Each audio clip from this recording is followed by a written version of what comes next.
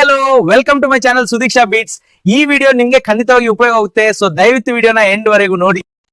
ನಾನಿವಾಗ ನಿಮಗೆ ಖಜಾನೆ 2 ನಲ್ಲಿ 62B ರೀಕನ್ಸಲೇಷನ್ ಯಾವ ತರ ಮಾಡೋದು ಅನ್ನೋದ್ರ ಬಗ್ಗೆ ಒಂದು ವಿಡಿಯೋನ ನಾನು ಮಾಡ್ತೀನಿ. ಮೊದಲಿಗೆ ನಾವು ಏನ್ ಮಾಡ್ಬೇಕಪ್ಪ ಅಂತಂದ್ರೆ TDO ಲಾಗಿನ್ ಸೆಲೆಕ್ಟ್ ಮಾಡ್ಕೋಬೇಕಾಗುತ್ತೆ ಸೂಟ್ ಪೇರೋಲ್ ಅಲ್ಲಿ.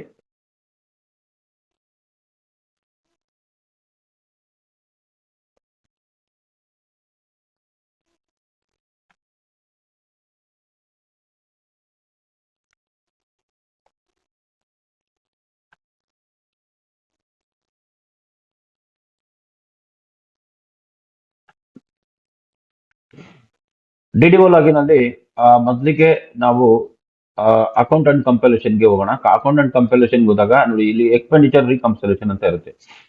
ಸೊ ನಾವು ಇಲ್ಲಿ ಎಕ್ಸ್ಪೆಂಡಿಚರ್ ರೀಕನ್ಸಲೇಷನ್ ಮೇಲೆ ಕ್ಲಿಕ್ ಮಾಡಿ ಎಕ್ಸ್ಪೆಂಡಿಚರ್ ರೀಕನ್ಸಲೇಷನ್ 62B ಇದನ್ನ ನಾವು ಕ್ಲಿಕ್ ಮಾಡಿದಾಗ ನಮಗೆ ಒಂದು ಇದು ಇದಾಗುತ್ತೆ. ಸೊ ಇಲ್ಲಿ ನಾವು ಯಾವ ಫೈನಾನ್ಷಿಯಲ್ ಇಯರ್ ಅಂತ ಇದು ಮಾಡ್ಬೇಕಾದ್ರೆ 2025 ಅಲ್ಲೇ ನಾವು ಇವಾಗ ಇಲ್ಲಿದ್ದೀವಿ.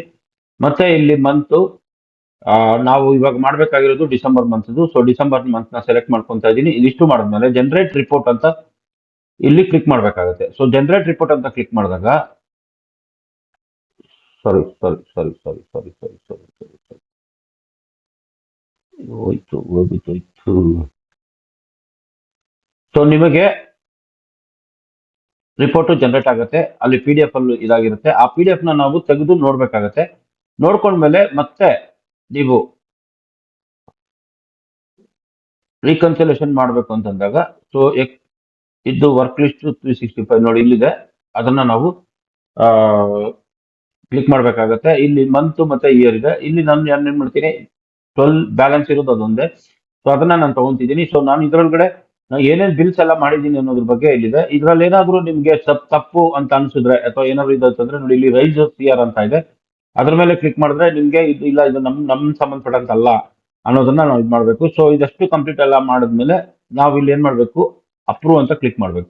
ಇಲ್ಲಿ ಅಪ್ರೂವ್ ಅಂತ ಕ್ಲಿಕ್ ಮಾಡಿದ ತಕ್ಷಣ ಇದು ಎಕ್ಸೆಪ್ಟ್ ಆಗುತ್ತೆ. ಸೊ ಎಕ್ಸೆಪ್ಟ್ ಆಗಿದ ತಕ್ಷಣ 62B ರೀಕನ್ಸಲೇಷನ್ ಸಕ್ಸಸ್ಫುಲಿ ಆಗುತ್ತೆ. ಇದು ಟ್ರೆಜರಿ ಆಫೀಸರ್ ಹೆಡ್ ಅಕೌಂಟ್ಗೆ ಇಲ್ಲಿಂದ ನಾವು ಹೋಗುತ್ತೆ. ಸೊ ಸಿಂಪಲ್ ಆಗಿದೆ. ಫಸ್ಟ್ ಏನ್ ಮಾಡ್ಬೇಕು, ನಿಮ್ಮ 62B ನ ಡೌನ್ಲೋಡ್ ಮಾಡ್ಕೋಬೇಕು. ಡೌನ್ಲೋಡ್ ಮಾಡ್ಕೊಂಡು ಒಂದ್ಸತಿ ಕ್ರಾಸ್ ಚೆಕ್ ಮಾಡ್ಕೋಬೇಕು ಅದ್ರಲ್ಲಿ ಏನಾದ್ರು ಸಮಸ್ಯೆ ಇದೆ ಅನ್ನೋದನ್ನ. ಸೊ ಅದಾದ್ಮೇಲೆ ಮತ್ತೆ ಇಲ್ಲಿಗೆ ಬಂದು ಮತ್ತೆ ಇದ್ರಲ್ಲಿ ಮಾಡ್ಕೊಂಡಾಗ ಇಲ್ಲಿ ನಿಮ್ಗೆ ಅಲ್ಲಿ ಅಪ್ರೂವ್ ಮಾಡ್ಬೇಕು. ಅಲ್ಲಿ ನಿಮ್ಗೆ ಏನಾದ್ರು ತಪ್ಪಿದೆ ಅಂತ ನಾವು ಮೊದಲೇ ಡೌನ್ಲೋಡ್ ಮಾಡ್ಕೊಂಡಿರ್ತೀರಲ್ಲ, ಅದರಲ್ಲಿ ಚೆಕ್ ಮಾಡ್ಕೋಬೇಕು. ಚೆಕ್ ಮಾಡ್ಕೊಂಡು ಅಲ್ಲಿ ಏನಾದ್ರು ಇತ್ತಂದ್ರೆ ರೈಸ್ ಮೇಲೆ ಇದು ಮಾಡ್ಬೇಕು. ಸೊ ಅದು ರೈಸ್ ಆಗಿದ ತಕ್ಷಣ ನಿಮ್ಗೆ ಏನೋ ಸಮಸ್ಯೆ ಇತ್ತಂದ್ರೆ ಅದನ್ನ ರೈಸ್ ಮಾಡ್ಬೋದು, ಇದು ನಮ್ದಲ್ಲ ಅನ್ನೋದನ್ನ. ಸೊ ಎಲ್ಲ ಕ್ಲಿಯರ್ ಆಗಿದೆ ಅಂತಂದ್ರೆ ನೀವು ಅಪ್ರೂವಲ್ ಬಟನ್ ಮೇಲೆ ಕ್ಲಿಕ್ ಮಾಡಿದ ತಕ್ಷಣ ಇದು ಮುಗಿದ ತಕ್ಷಣ ಇದು ನಿಮ್ಮ 62B ರೀಕನ್ಸಲೇಷನ್ ಮಾಡುವಂತ ವಿಧಾನ. ಸೊ ಇದು ನಿಮಗೆ ಉಪಯೋಗ ಆಯ್ತು ಅಂತ ಅನ್ಕೊಂತೀನಿ. ಧನ್ಯವಾದಗಳು. ನಿಮ್ಗೆ ವಿಡಿಯೋ ಇಷ್ಟ ಆಯ್ತು ಅಂದ್ರೆ ಲೈಕ್ ಮಾಡಿ, ಹಾಗೆ ಚಾನಲ್ ಸಬ್ಸ್ಕ್ರೈಬ್ ಆಗೋಣ ಮರಿಬೇಡಿ.